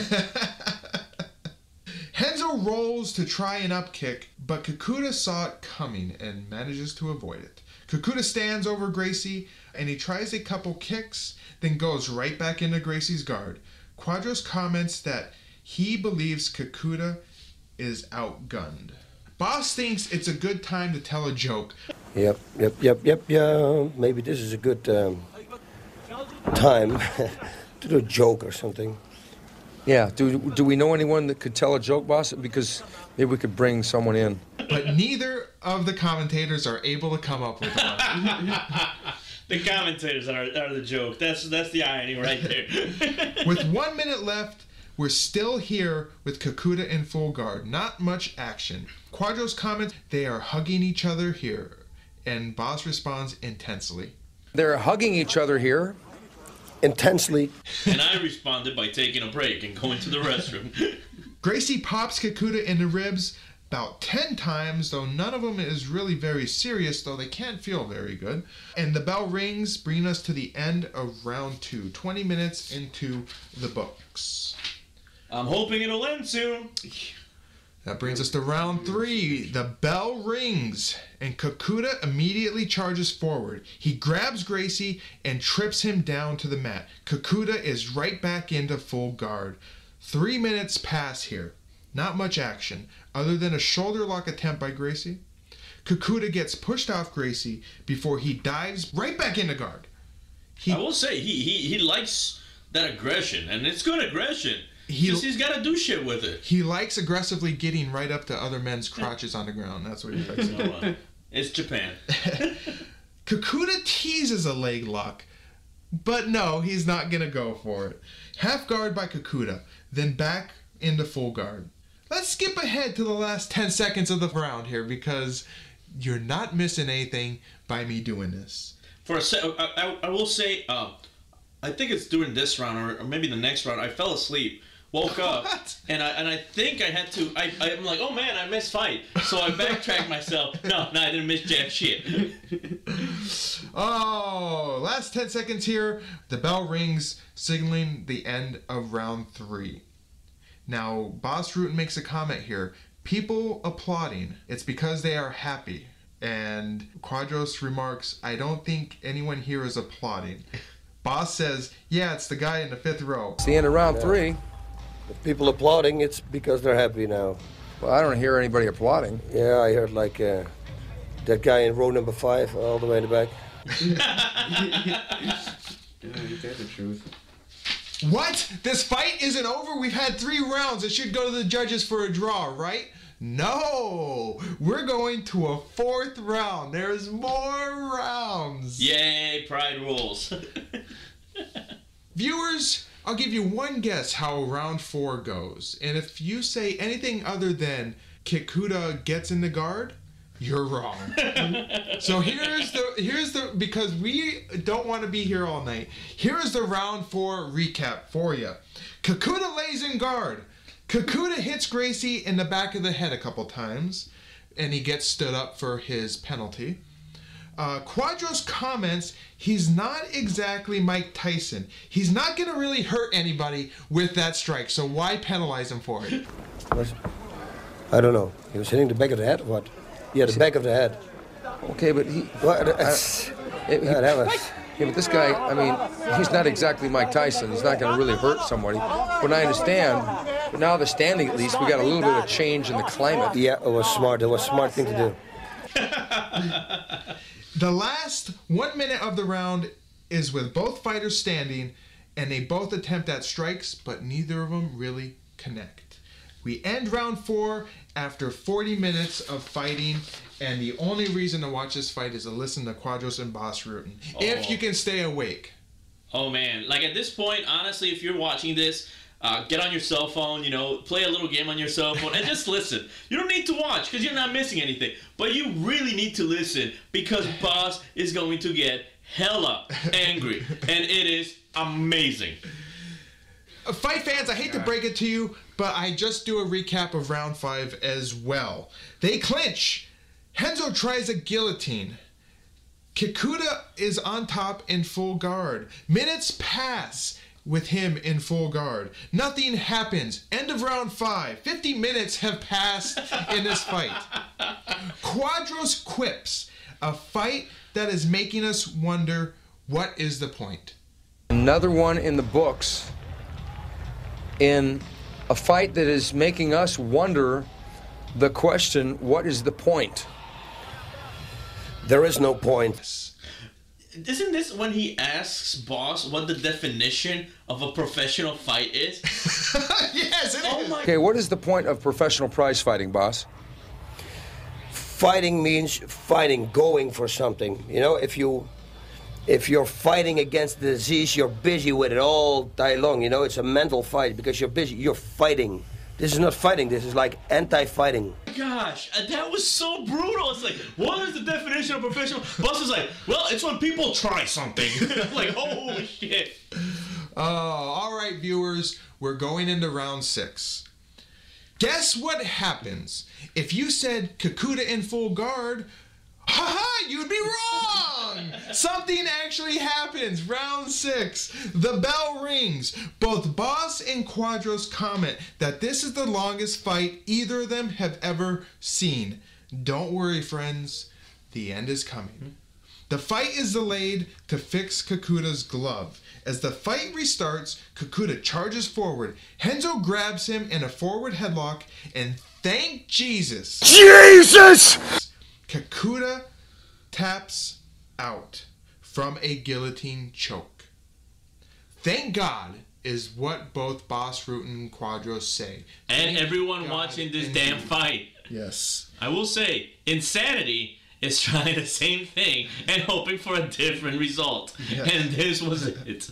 Yes, so the fight ends at 50 minutes and 43 seconds, or 43 seconds of the 6th round, by way of guillotine choke. Thank God it did. I don't think I could have taken any more of this. Wow, what a fight. So, what would happen with these awesome, aggressive fighters? Sanae Kikuta would leave Pride and go to Pancrase Fighting. From there, he would fight there until the early 2000s, mixing in a fight at UFC 25, which took place on April 14th of 2000 in Tokyo. He would return to Pride, though, at Pride 20 in 2002, before he would return back to Pancrase. Overall, he does have a pretty impressive record, which, as of today, stands at 31 wins, 9 losses, 3 draws, and 1 no contest. Renzo Gracie would take a break from Pride after this event. He would spend the rest of 1998 in the ADCC, which is the Abu Dhabi Combat Club. That is a submission grappling tournament. But he would return to us in Pride number 8, which happens on November 21st, 1999. Will that be another boring fight? We will have to stay tuned and see. But was it worth it? No, it wasn't worth it. Was it worth waiting around 50 minutes to watch him guillotine choke the guy? I can't even believe he had the strength. How could a fighters go into this thinking, and that was the terrible fallacy of whoever organized the rules for this fight, to say we're just going to have endless rounds until there's a winner. You have to have a time limit, or a round, like an end to the match in sight, so the fighters know, oh, I got to do something within this time frame to do, to win a fight. I agree. With an open end fight on limited rounds, they could go 100 rounds and say, well, I just keep fighting. Eventually something might happen. So very disappointing fight. It is legendary. If you do see it, just watch it to listen to the amazing commentary. Boss, have you ever been in a position like this and you just reached up with your fingertips and tickled the guy? No, I never tried. I was thinking. Fight number 6, which is our second kickboxing bout of the evening. And it sees Tosca Pedrois of Australia, who stands in at 6'1", 214 pounds, and was 31 years at the time. His kickboxing record was 2 wins, 3 losses, and 1 draw. And I'm really glad he shaved his unibrow for this man. I'm very thankful for him for that. He is Greek. Come on, you got to give him a break there. He's fighting against George Randolph from the USA, who stands in at 6'7", is 287 pounds, and was 26 years old at the time. His record in kickboxing was 0-0. All right, I'm gonna come in with a couple of things. First, for an MMA event, there is a lot of not MMA fights. Well, and spoilers, I'll talk about this, what will happen with kickboxing and Pride at the end of this fight. All right. Second of all, first time I see George, there's 2 things that pop out. I mean, 1, he looks like he belongs to the Cobra Kai school of fighting. He's wearing like the black pants and all that stuff. Yeah. I'm like, oh my God. Someone tell Daniel San to get the hell out of that tournament. Daniel San. Second of all, I look at this guy, and in my mind, I now know where the inspiration for the character of Lenny in Mice and Men came. Yes. I'm like, this guy probably hugged one too many rabbits before coming here. I have some comments about Big George Randolph, which I'll get in just a moment. Who is Tosca Pedridis? He is actually a known kickboxer, and he also was a professional boxer, and he had a record of 3 wins and 1 losses in boxing at the time. I don't have much information on Big George because there wasn't a whole lot to find on him before this fight. But you will note that Big George is wearing those black Taekwondo pants, which look very good. Tosca is giving up a lot of height to this guy. It appears way more than the 6 inches that is officially stated. Randolph looks almost a foot taller than Tosca when they stand at the center of the ring. He does, but at the same time, Boss and Quadro mentioned that this is a David versus Goliath fight. Yes. And I look at them and I'm like, this is not a David versus Goliath. This is a Goliath versus a larger Goliath fight. Because neither one of them are fucking small people. Right. You couldn't have a more contrast in fighters here. Tosca looks fit, muscular, and tan, while Randolph looks flabby, white, and he's also a ginger. The American way. And I will say this. In Pride 1, we had the, oh my gosh, I keep forgetting his name. The mustache man. Severn? Severn. His fight was the badass fight. Yeah. When I look at this fight, I see who is more Neanderthal? The guy with the unibrow or goddamn Big George? So round 1 starts off with Tosca starts with a jab and delivers a fast leg kick. Randolph responds with his own kick. They exchange and end up wrapped up in the ropes. There is a flurry by Randolph, punctuated by a knee. Pedridges has no choice but to wrap him up to avoid any more strikes. They exchange kicks, and Randolph falls like a complete klutz.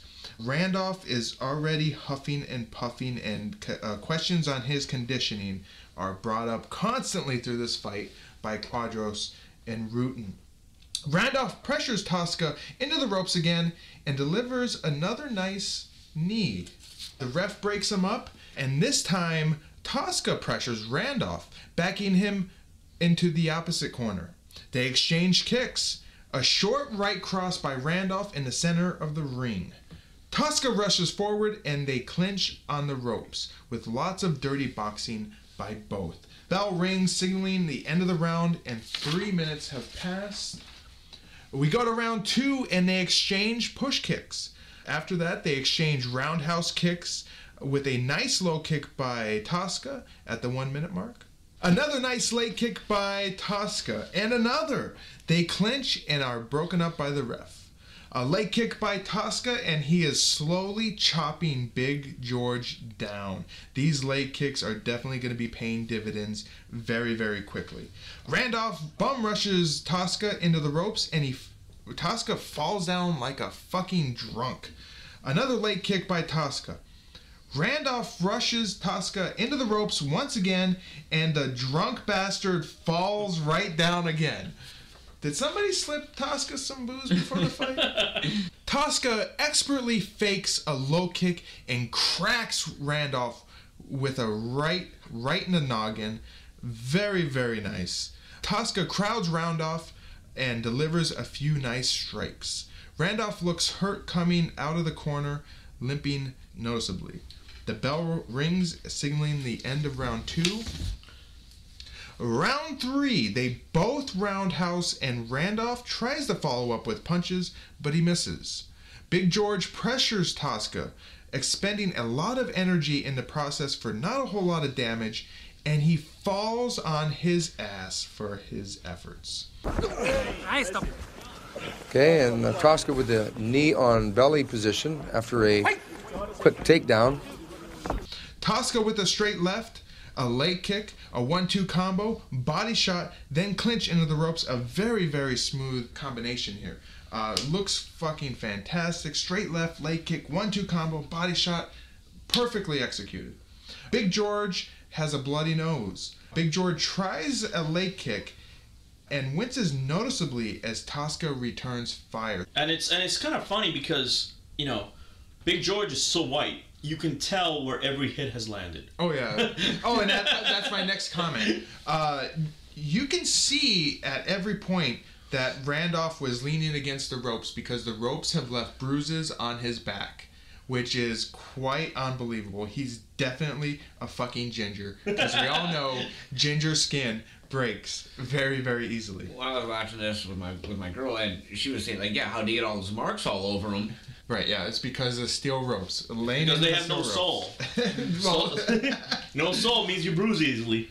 Randolph appears as if he has no more explosive power left, as the leg kicks from Tosca have taken their toll. There's a flurry by both men as they push into the corner. A stiff leg kick by Tosca. Ouch, that one looked like it really hurt.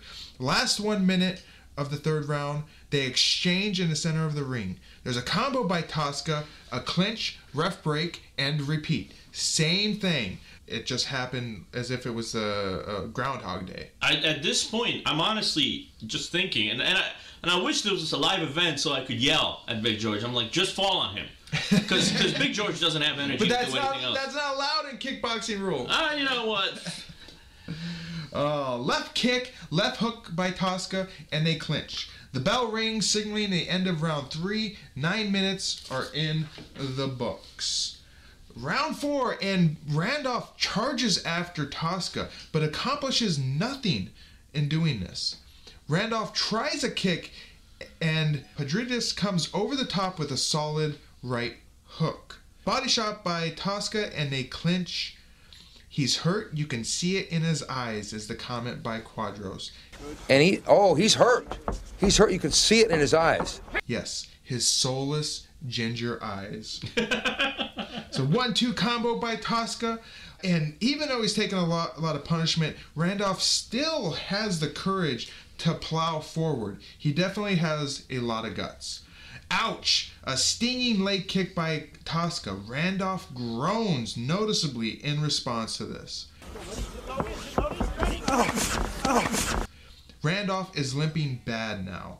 There's a high kick attempt by Tosca. Very smart. You got him thinking low the whole time, and you try and go high, but it doesn't connect. They clinch, and Randolph sneaks in a nice little right. They clinch again. Boss calls for a liver shot, and Quadros concurs, but it does not come. Randolph simply cannot kick. He throws a fucking kick here. I'm like, this guy is not a kickboxer. He can't fucking kick. Well, he's a kickboxer because have you seen just how long his legs are? Like, it's actually very, weird because with the pants he's wearing, I couldn't tell his legs were that long. And all of a sudden he starts throwing these kicks, and I'm like, holy moly. They might be the littlest chicken legs in the world, but he has no technique in his kicks. He kicks like a complete amateur. Well, yeah, you don't need to have technique when your kicks get that strong. But you do. Who's training this guy? He definitely has a corner. Did you see his fucking corner man? The guy with the little mullet? Man. The mullet? The tiny short guy with the mullet? I can't believe he fucking did it. I missed that. I'm so sad with myself now. He had, I want to say he had camouflage jeans on or something like that. Camouflage shirt. The camouflage shirt, and he had a fucking mullet. This guy, I'd say, I want to be trained for kickboxing. I'm going to that guy. There was a nice head kick by Tosca. Randolph is rocked and Tosca lays into him, but Randolph simply won't go down. Randolph is nearly finished though, and he doesn't have the energy to even grab Tosca at this point, though he tries. Round ends with a kick exchange by both. Boss is surprised at this point that Big George is still fighting.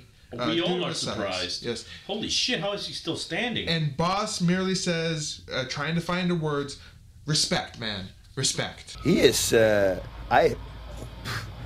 respect, man. I'm telling you. And it is. You know, for a big man like that to get hit that many times, power to him. And that takes us to the last round of this fight. Round 5. We have a low kick by Tosca and a what the fuck kick by Randolph. It's like a half push kick, half skip. He's like trying to skip and he push kicks. It looks terrible. He can't fucking kick. He shouldn't be a kickboxer. A painful leg kick delivered by Tosca, and Randolph looks hurt. Somehow, Randolph musters up the energy and charges forward, and he nearly pushes Tosca over the top ropes. They clinch after the referee starts them, and Tosca the drunk falls onto the mat once again. This guy's fallen to the mat more times than I've ever seen. They exchange shots and clinch again. Tosca presses forward and Randolph sinks in a guillotine choke as noted by Quadros, but that's not allowed. Both men look spent and are very tired. Quadros, what an eye. He sees the back kick coming before it comes. Is Tosca going to throw a back kick? I don't know. Watch his feet. Oh, very nice. There it is. Good call. Because the way he was stepping over.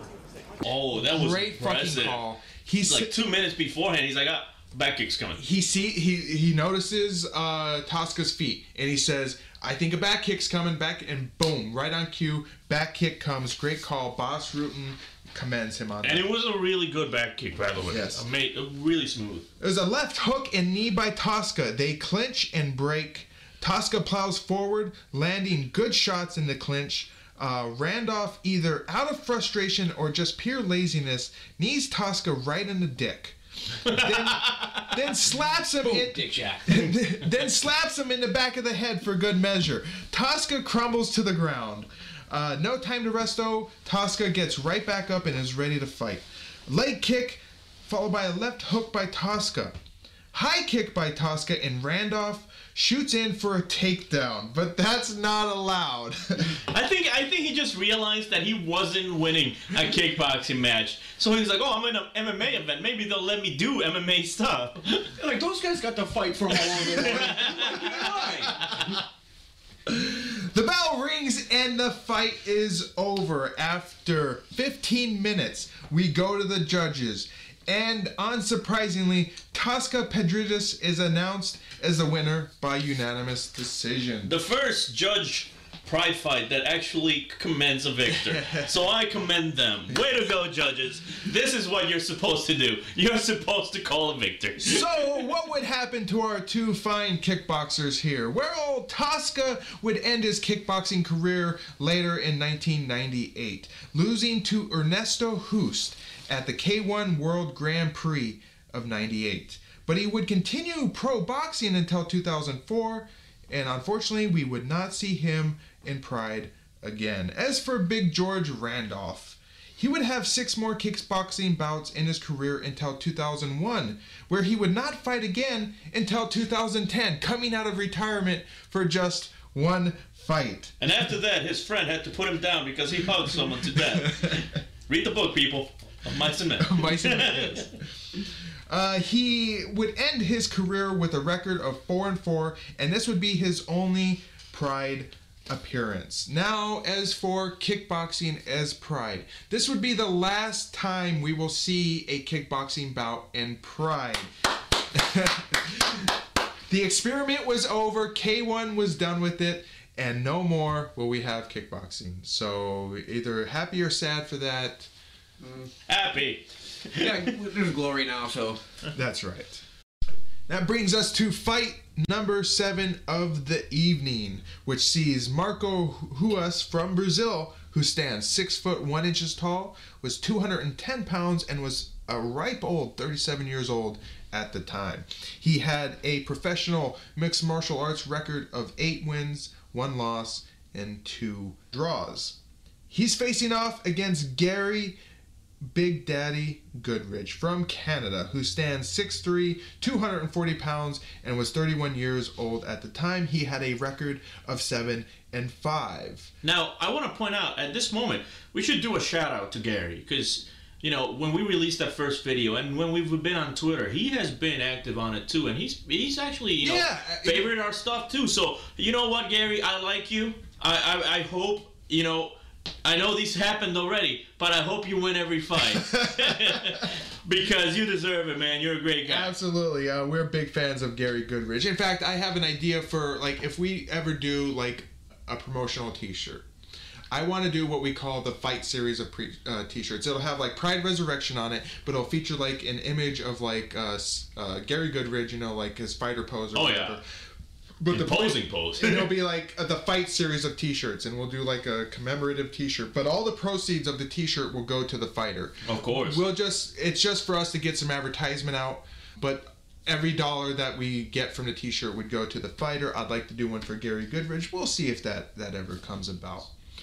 So who is Marco Ruas? My name is Marco Ruas. He made his mark on the MMA world at UFC number 7 in 1995, winning the tournament an easy fashion. He'd also fight in the Ultimate 95, losing to Oleg Taktarov. Remember him from Pride 1? He would fight Taktarov again in 1996 at the World Valley Tudo Championships in Brazil, but that fight ended in a draw. So he kind of had a little rivalry going with old Oleg there. And of course we have Gary Goodridge, who is coming off of the big knockout of Oleg Taktarov. And so we have two UFC veterans going at it. I'm looking forward to this one. And you know what? The commentators mentioned that there's no way in hell this will be a boring fight, because neither one of these fighters can bring a boring fight. Absolutely. And you know what? I agree with them. Neither one of these guys could, because you know what? You start watching the fight and it's just amazing. Right. It's what an MMA fight should be. Exactly. Round number 1, they start off with circling, but Gary Goodridge eventually uncorks some very nice punches. Huas tries to grapple, but Goodridge blocks it and delivers some knees. Huas kicks and spins, missing, but also tries a back fist as well, to which the commentators are very, very happy to see that. Huas coming in with a roundhouse kick, which missed, and then spinning back fist was also missed, but nonetheless, that's a spinning top in front of you. Goodridge backs Huas into the corner, and Huas delivers a leg kick, just ducking a haymaker by Big Daddy. Another spin attack by Huas, again the same thing. He leg kicks, misses, and spins with a spinning back fist that also misses. Huas is back in the corner, and Goodridge swings wildly, clubbing Huas several times in the process. Huas shoots in and pulls guard on Goodridge, but momentum carries Goodridge over the top of him, and Goodridge lands in the side control. But then he gets moved into Huas's half guard. Goodridge delivers a small right, which opens a cut on Huas, and Quadros is amazed by how little it took for Goodridge to open up. Marco's cut already from that one punch. From that one punch from the half guard, Marco Huas is already cut. So yes, boss, Gary Big Daddy Goodridge can hurt people. He can knock people out. I mean, up to this point, Goodridge has been a very dominant striker. You know what? He just been landing amazing blows. So I'm not surprised. Goodridge stays busy, posturing up and landing some hard shots down onto Huas. Big Daddy pummels Huas with hard shots, again, getting Quadros to get very fired up about how spectacular this is. As you said, boss, Marco does have leg submissions, heel hooks, Achilles to... Oh, Gary Goodridge really getting busy here. That right hand is damaging the side of Marco's head. Neck crank by Goodridge, but nothing really comes of it. Goodridge slows down a little bit now as he's in full guard of Huas. Huas does a good job of wrist control and minimizing the attacks of Gary Goodridge. Quadros wonders about Gary Goodridge's conditioning with all of that muscle, and again we come back to physique and what it means to be a fighter with a lot of muscle. Yes, if you're a fighter and you have a lot of muscle, one of your Achilles heels is going to be how long you can stay active. 5 minutes have passed, and Huas pimp slaps Goodridge. What did the 5 fingers say to the face? What? Slap! Very, very odd strike. Just sort of slaps him right in the face, open-handed, and Quadros notes on that. Huas briefly teases a triangle, and then there's 2 clubbing blows by Goodridge, and he grabs a leg, threatening a leg lock, to which Boss Rutan chastises him for this. Also surprised when Marco tries to go, oh, this is not smart. He's going for the leg. Oh, if I was Marco, I would let him go for the leg right now. Please get my leg.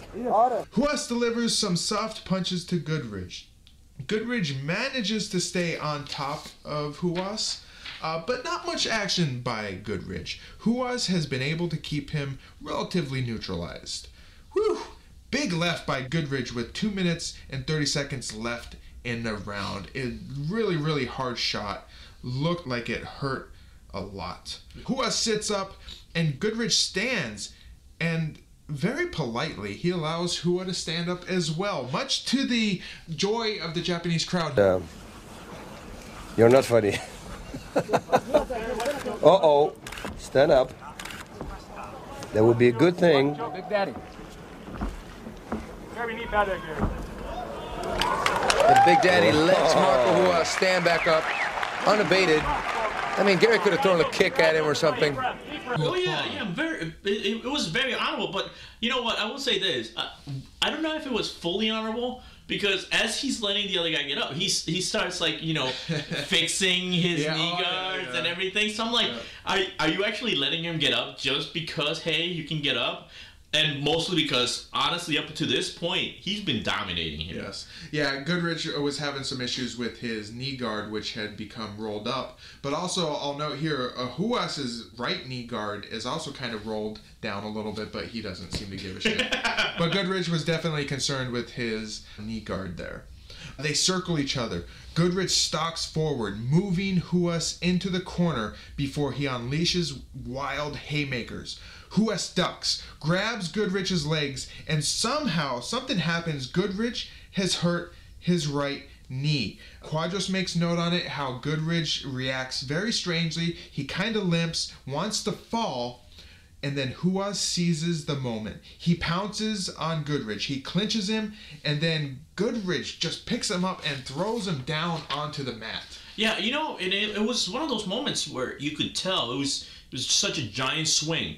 Because all of a sudden, Goodrich is taking some of the strikes, but you see him put down the leg and about to go to a kick, but then you see him all of a sudden just strain a muscle or something. Right. I'm not sure exactly what happened, but he just goes from the offensive that he had been, and all of a sudden just goes completely defensive and completely taking those strikes. But out of desperation, he threw Huaz down onto the mat, and he lands into half guard, as if out of just pure instinct. Huaz grabs Goodrich's left leg. He plants Goodrich's foot into his armpit, and he applies a heel hook.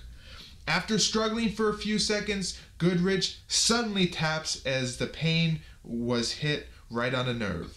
Huaz is the victor at 9 minutes and 9 seconds of the first round. Now, Mr. Goodrich, I don't know if you watch these videos or if you listen to us, but I am honestly curious if you remember just what injury that was to your leg. Because it was such a big change, and it was. I am very curious as to what happened. I'll send him out a tweet and see if he'll respond to it. Yeah. I don't know. Usually he's in his own little realm doing his own little thing on Twitter, so I don't know if he watches it. I think he likes some of the attention. Hey man, and I am willing to give you that attention. What would become of our two fighters here? Huaz still a fresh face in the world of MMA despite his successive victories in UFC, was well passing his prime. At the age of 37, he was a little long in the tooth to be an MMA fighter. He didn't have very many years left, but thankfully we'll see him once more in Pride at Pride number 4. That's a pretty big card. Pride number 4 is going to be a very, very good card. I'm looking forward to it. It's going to have a lot of good fights on it. As for Big Daddy, he continued to be proving himself as an exciting fighter, and he would be back for our very next Pride number 3, and he would be back for Pride number 4, and many, many more Prides after that. So definitely looking forward to more Big Daddy. Woo! That brings us to our final fight of the evening. Fight number 8, which sees Branko Cikatic from Croatia, who stands 6 foot 2 inches tall, 216 pounds, and was 43 years old at the time. Since this is an MMA fight, his MMA record is 0-0. We're not going by his kickboxing record, we're going by his MMA record. He is facing off against Mark Kerr from the USA, who stands 6'3", 255 pounds, and was 29 years old at the time. Mark Kerr had a perfect MMA record of 7 wins and 0 losses. Who is Mark Kerr? Mark Kerr is a champion collegiate wrestler and winner of 2 previous UFC tournaments. He won both UFC 14 and 15. Mark Kerr was a certified force to be reckoned with, and I don't think, really, before this fight started, I didn't think Branko had a chance in the world. The only notes I have for Branko here before the fight is cheating fuck. For me, this fight is the fight between Kurt Angle and the Russian from Rocky. Because I know Branko is a dumbass. Yes. And it's a cheating douchebag. So he's going to do something. Yes. And I'm hoping Kurt Angle can beat him. Quadros remarks that Kerr has the best physique in MMA, and for the time, he was absolutely right. Mark Kerr looks like a fucking Greek god. Didn't he call him the specimen or something like that? That was one of his nicknames. He had a few nicknames. The Smashing Machine. The Smashing Machine, the Specimen. And that's the thing. He honestly looks like Kurt Angle. That's all I could see. For 43, Branko looks great himself. He's still sporting the tie trunks, though they are very high up on his belly, like he's actually going to be in a kickboxing fight where you want to fool people where your belt line is. So anything below the belt is below the belt. Quadros calls Branko one of the most feared strikers in the world at the time. But I'm not sure about that. Well, I agree. You know, just remember what one strike did to poor White's head in Pride 1. You know, that's one hit. That's one unsanctioned hit. Right. Created a giant thing. So, you know what? I see where he's coming from. He did knock out Ernesto Hoost, so maybe he is a pretty feared striker. Round 1, the bell rings, and there is a silence in the crowd. The Japanese crowd is definitely very interested in this fight. He will go for a takedown that fast. He needs to. He's not going to stand up at all. I don't care what kind of training he's done. Kerr measures Cikatic. There's not a whole lot of action, but Kerr seems to be waiting for his moment. Kerr shoots in, an expert double leg, but Cikatic grabs him, and as he's flying backwards into the ropes, he starts to hammer down sharp elbows right to the back of Kerr's head. Branko then hooks the ropes and refuses to let go. The ref comes over. 3 refs come over. They scream at him, "Don't hold the ropes!" Branko holding onto the ropes, and Branko going wild with strikes to the back of Kerr's head. But he won't let go of the ropes. I've never, ever, in any of the fights, seen someone fear for their lives as much as Branko did when his legs got hooked. Like, face on his face was just, holy shit, someone is about to murder him. And maybe his reaction of the elbow strikes was almost as if you're on the street and somebody like Mark Kerr comes at you.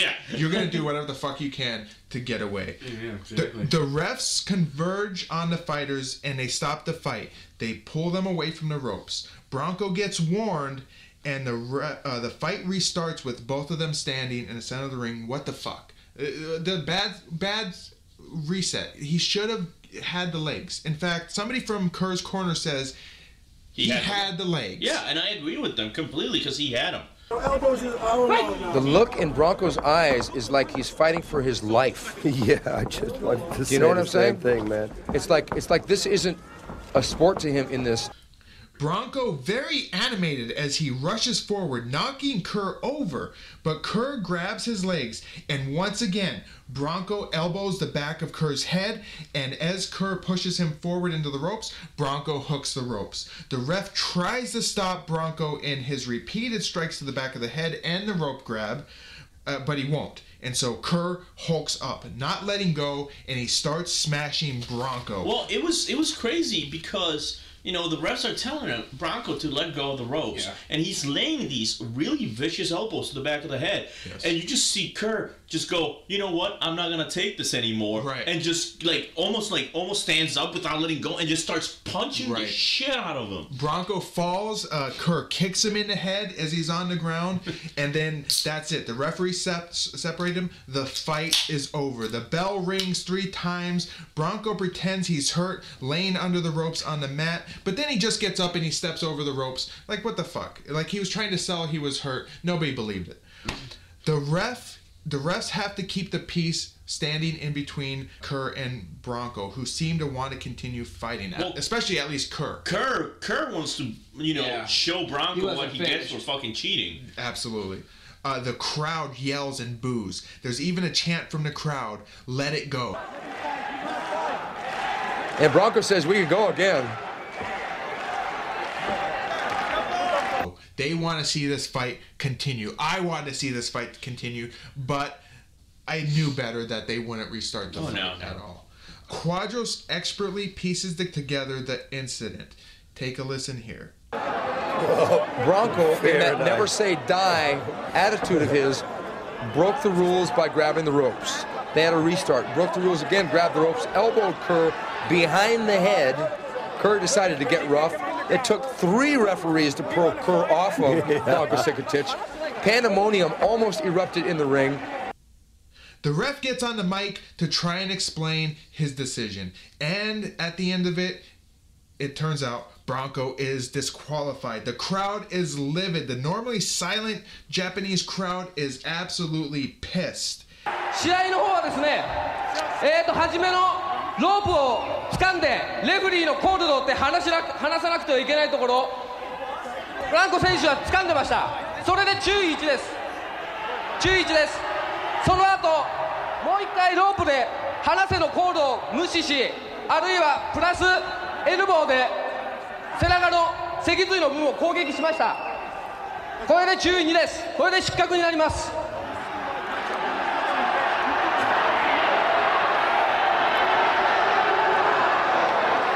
Yeah, one thing for sure, the audience doesn't like this. After this, Mark Kerr gets on the mic trying to empathize with the crowd. Listen to some of Mark Kerr's comments. Submitted under clean rules. I just would like to thank everyone for coming out tonight and apologize for the fight and the rope grabbing. But I came out here tonight to show you, for my first time in Japan, that I'm a great fighter, and I want you to understand that I appreciate every single one of you coming out here tonight. And I just want to thank you. He's a very, very soft-spoken, nice sports athlete. I'll say that. And the translator, who takes the mic after Mark Kerr, turns his 3 small sentences into like fucking 12 or 15 sentences. You know, it's like, what the unfortunately, fuck? none of us here know the language, so we don't know if that was actually a good translation. But I will say this, word for word. But I will say this, like, honestly, like, it's this speech after he got cheated out of a fight that he was gonna win. Because let's be honest, no one here or no one watching this fight will ever think Branko was gonna win. No. So you have this guy, and this is why I keep making the reference to Kurt Angle, because it's the same way as this really good athlete that would win fights, if you will. Kurt Angle. I wonder if he has the 3 eyes just like Kurt Angle. Maybe. I'm hoping so. But that's the thing, is I feel so bad for that guy. Because he had that match. Absolutely. And Branko should just, got kicked in the nuts a couple times. Absolutely. That should be the punishment every time he cheats. And then laugh out loud, what the fuck? After Mark Kerr has been on the mic, Branko takes the mic, and he, to a chorus of boos, he has a shit-eating smile on his face the whole fucking time. What a perfect villain. He gets on the mic, just says, well, it's a fight. If you want to fight again, we'll do it. Yeah, it's like, I want the fight. I want it. I was like, oh, God, no. You didn't win jack shit. Here's Branko. But I won the fight. Or next time rematch match. Quadros rightfully calls this the thug versus the sportsman. Absolutely perfect. Amen. We end with an odd flurry of music seemingly setting up a cliffhanger. And the sportsman won. 選手退場します。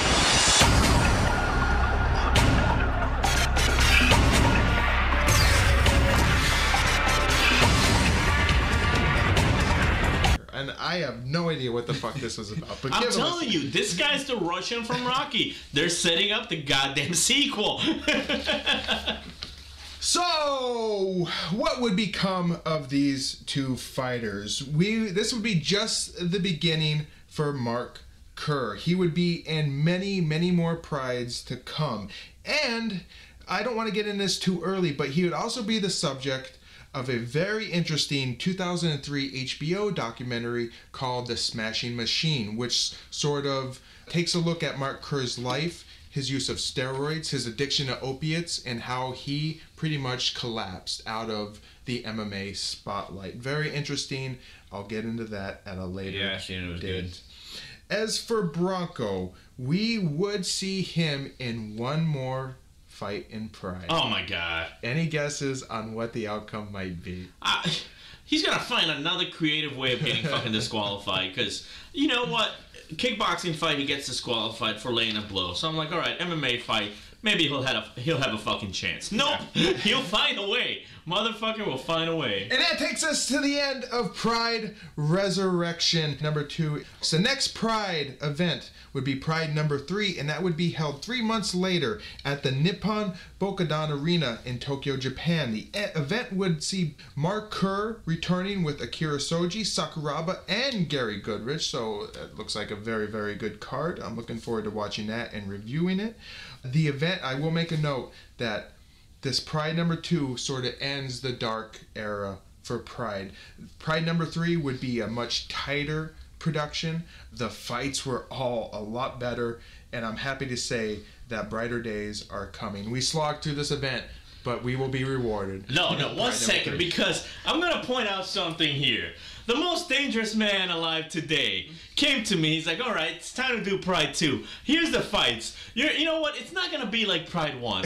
There's no long matches. So I'm like, all right. So I take this. I go home, and I start watching this. And out of the first 4 matches, I'm like, what the fuck was he smoking? These fights are longer and goddamn more boring. And then you got Pride. Then you got Part 2, and you were introduced to a 50-minute fight. Oh my god. I was just like, what the hell was he talking about? These are clearly longer.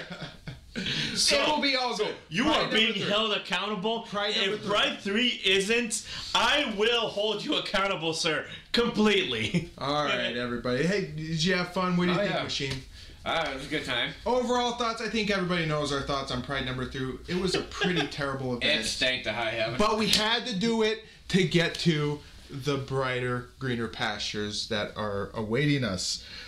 Everybody, if you're interested, follow us. We do a lot. We're going to be doing a lot of stuff. We're going to be joking around, sharing a lot of stuff. You can follow us at Pride_Rez. That's R-E-Z, Pride_REZ. And of course, look for our new videos. We'll hopefully be trying to do this, maybe do a video once a month, depending on how quickly the editing goes and all that. Oh yeah. And you know what? You can always find us on Twitter if you want a quick communication like that. That's right. That's right. And if you want to start sending us free gifts of your adulations, you can do that. Just contact us on Twitter. So for the Machine, the Colombian Good Vibe, and me, the most dangerous man alive, I wish you good night and good luck. We'll see you next time. Yeah, we'll sniff you fucking jerks later.